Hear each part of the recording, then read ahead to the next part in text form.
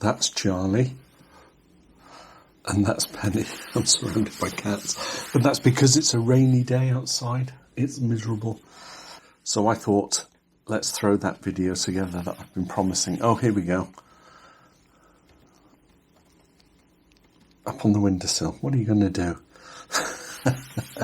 Let's throw that video together that I was threatening myself. So welcome to Midweek camera roll number 15. I've got 43 images that kind of span middle of January to now. Shots that were taken during my challenge. You know, I did my 7-day challenge. So there's some shots from that and then just going out with the camera. So hopefully there'll be something that you'll find pleasing to look at. But for the most part, it's me just kind of talking about my images. So I'll whiz through them. I think there's no point in delaying this anymore. So let's start. So on the challenge that I did was urban exploration. And while I was doing the urban exploration, I had a tiny bit of experimentation with motion blur for street photography, even though I did a video of that later. So I've got two shots. This one here, I was quite pleased with because I got the guy and most of the woman quite pin sharp as I was panning with them. And the rest of the background is all in blur. And then the next one, guy on his phone. So I was in the same place, the same location. I was just aiming my camera and just waiting and panning. Now, I'm aware that I did a video of it, but it was all kind of rushed. It wasn't a pleasant day. And I think the key here is if you're going to do something like slow shutters street photography, allow yourself time. You know, don't rush it. And I was trying to rush it. And that's part of the course when you're trying to do a vlog. You want to try and capture as much video footage as possible, but also take the shots. So it's a good exercise to go out there just with the camera and take pictures. But then what are you going to do? Who are you going to talk to about it? Look at these pictures I took. I think it was day 3 of the Urban Challenge where I was doing nature shots. And I don't know why I didn't include this one in the video.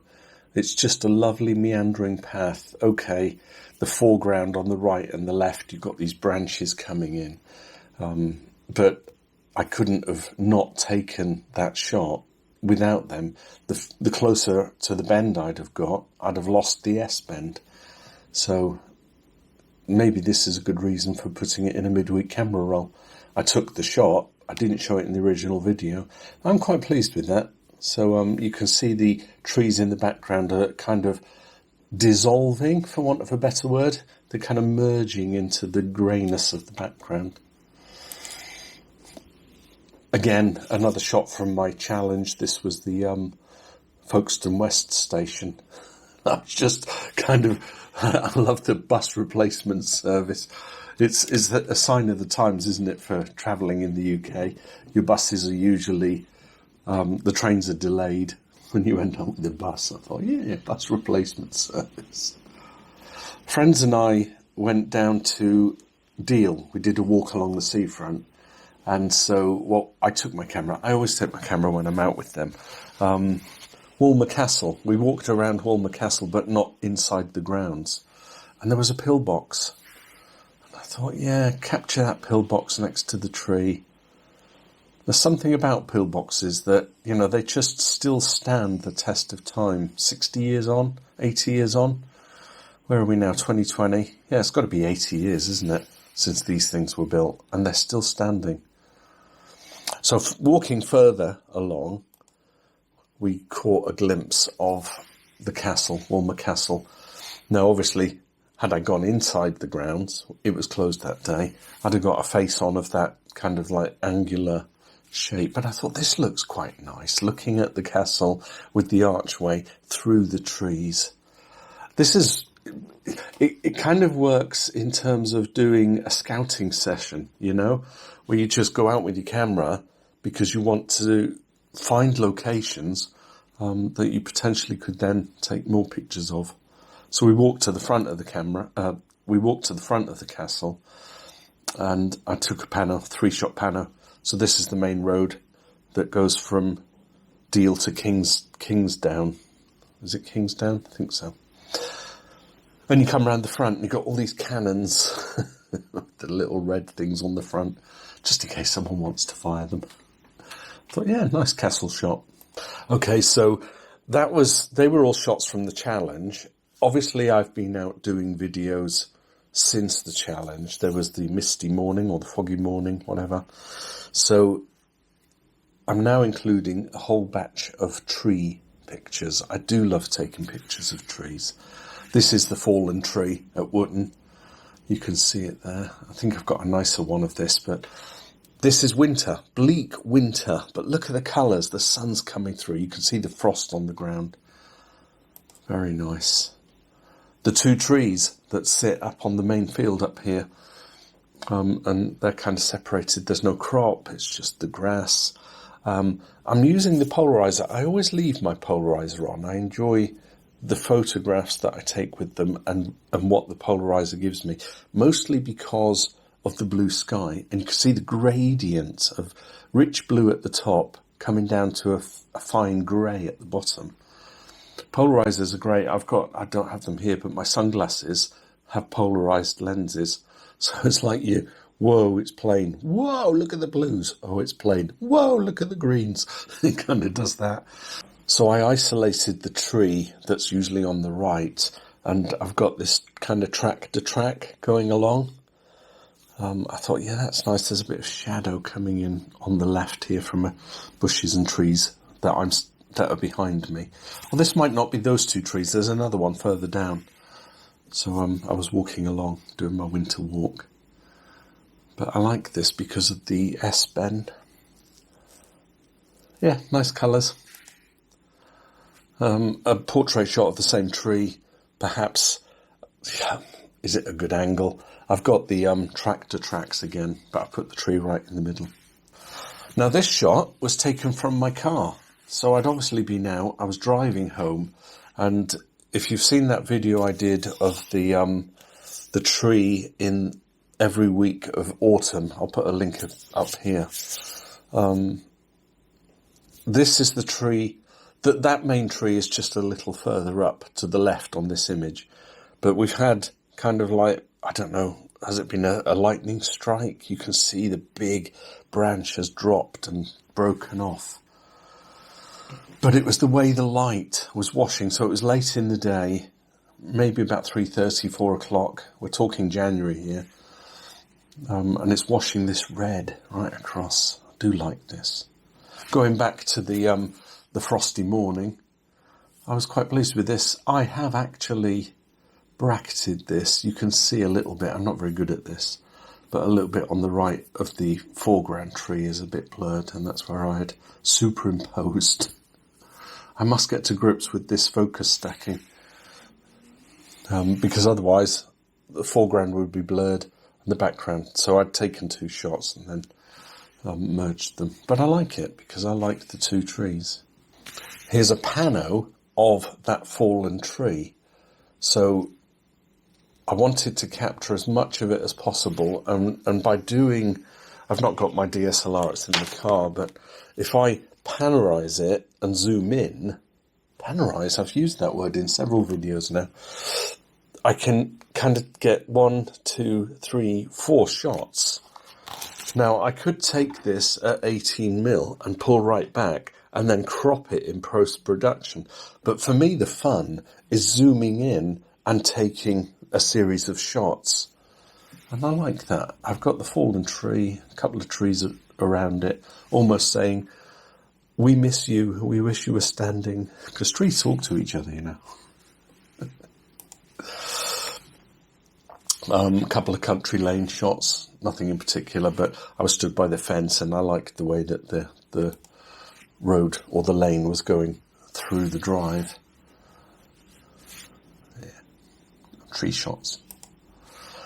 Ah, the lion in the tree, or the big cat walking along the lane. And I saw this, obviously it's been sawn off. You can see how straight it is, but does that look like an animal to you? Is that a lion? You have to squint your eyes to see it. Could be. Things that you see. It was one of these trees. I'm not sure what they are, red ferns of some variety, but I love the trunks and the lines on them. Man-made objects, you know me. I love a little bit of human element in my photography. So the next series of pictures, I think, is just, some shots that have got some form of man-made, or they may actually just be man-made. So we've got the trough and kind of like the fallen fencing all around it. Lovely wash of light. Look at that plant growing up against the trough, casting its shadows. So much to see here. Yeah, I like that. Someone had left a glove. And I don't know, they drop a glove on the floor and then a passerby walks along, sees it and thinks, oh, I'll just prop that up on the fence, and then whoever lost it, they'll see it and they'll find it. Alas, there's probably a spider sitting inside it because you can see the web.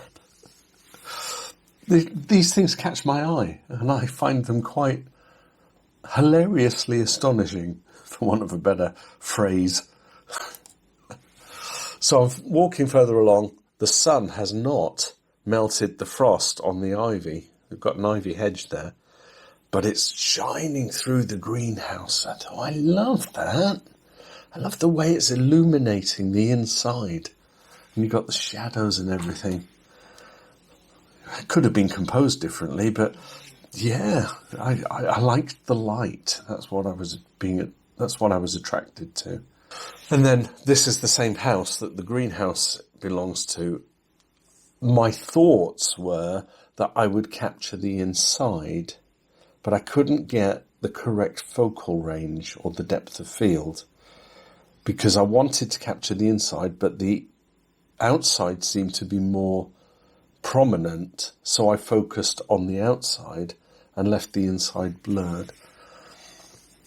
It's someone's house, I can't say any more than that, but maybe you look at it and think, I wonder who lives in a house like this. A little further along, an abandoned Ford Escort Mark V on a W plate. What are we talking here? 1997 maybe? I'll put it on the screen when it was registered. Obviously declared sawn and sitting in the yard ever since. Has it had an accident? The front grille is smashed in, or the bumper? I don't know. What do you do with something like that? Do you call up the scrap merchants? Someone might want it for parts. The lurking Ford Escort. Oh, yeah, walking along, and I saw the pylons. I will literally take a picture of anything. Yeah, blue background. I saw this on the floor. Now, what they've been doing on the lane that comes up off the main A260 up to Wootton, where I live, potholes galore. It is awful.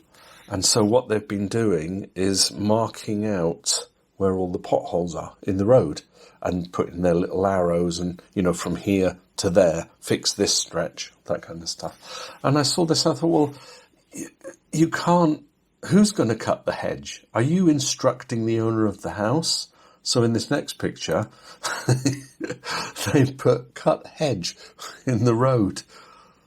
Is the hedge leaning into the road, and is it causing a hazard? Maybe I should talk about it on my Drive with Care channel. I thought that was funny. Cut hedge. Is it an instruction?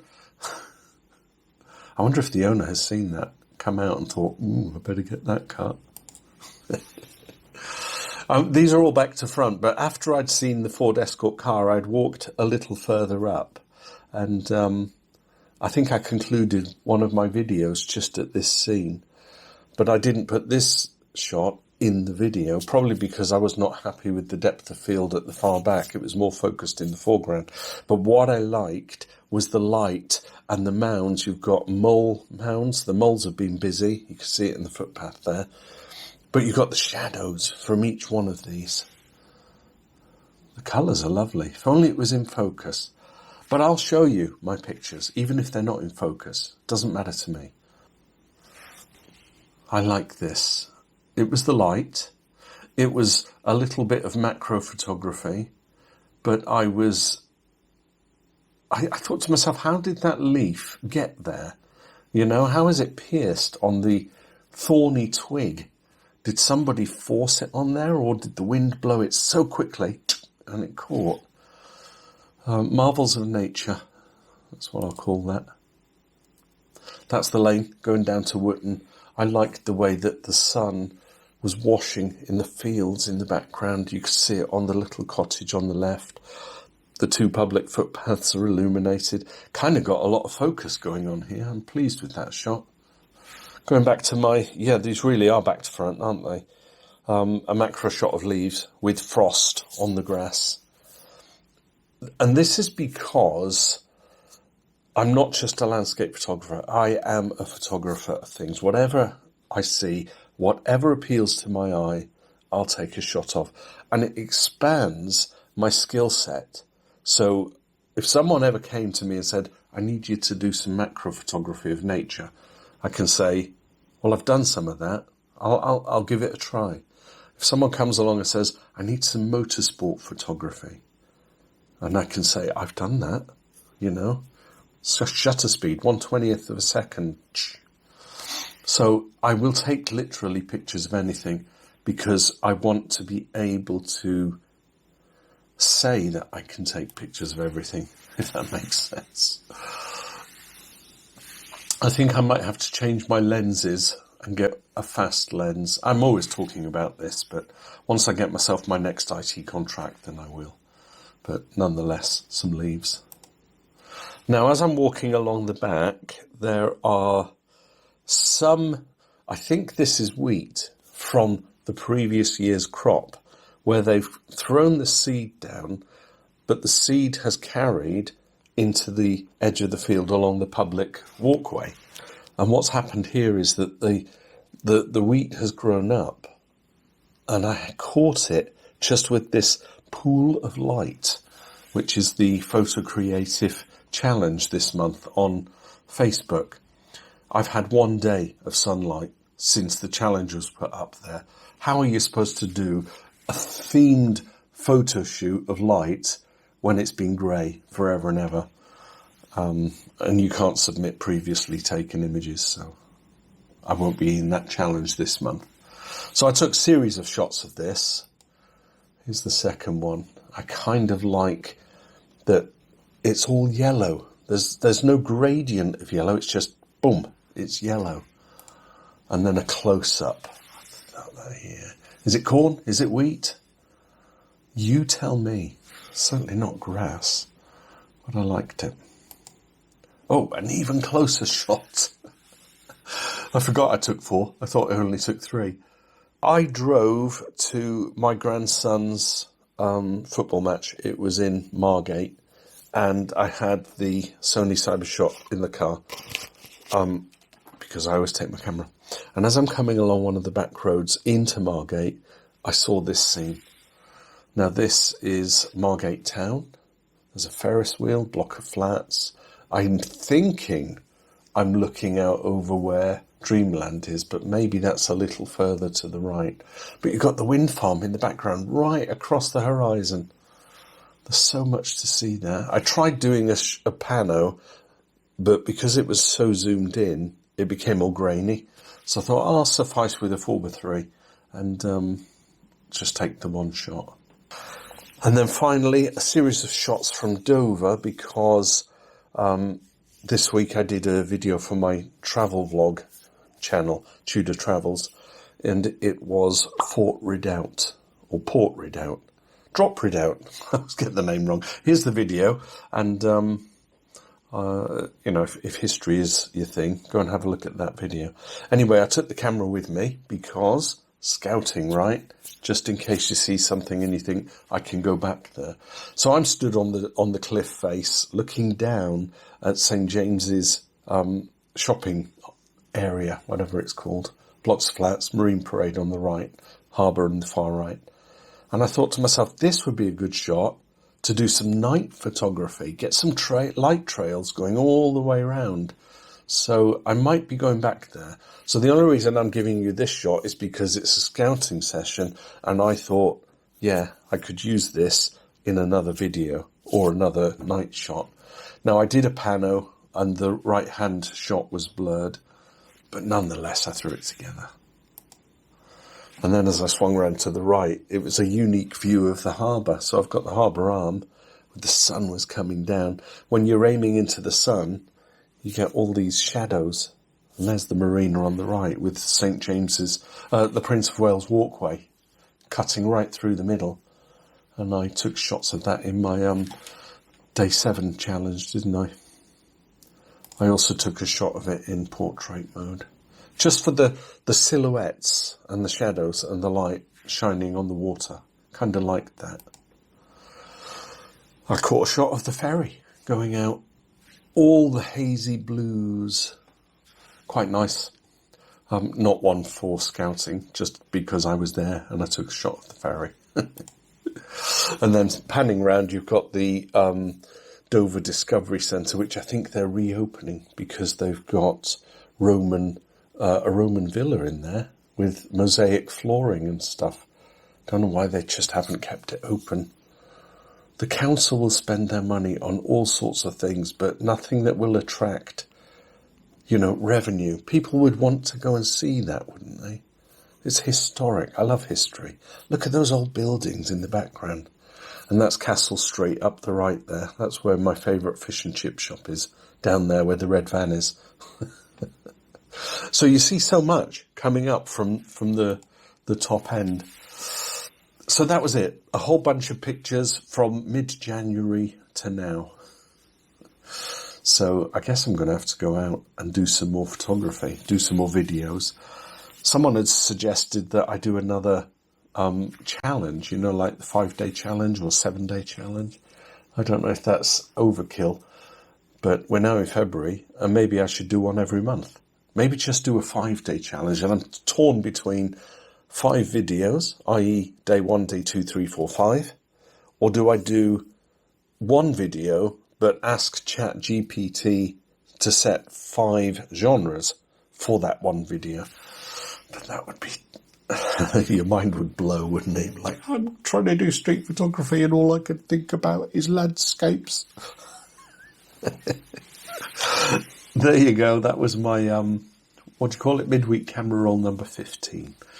So, yeah, I hope you enjoyed that. I hope you enjoyed seeing the pictures as much as I enjoyed taking them. I'll see you in the next video. Bye for now.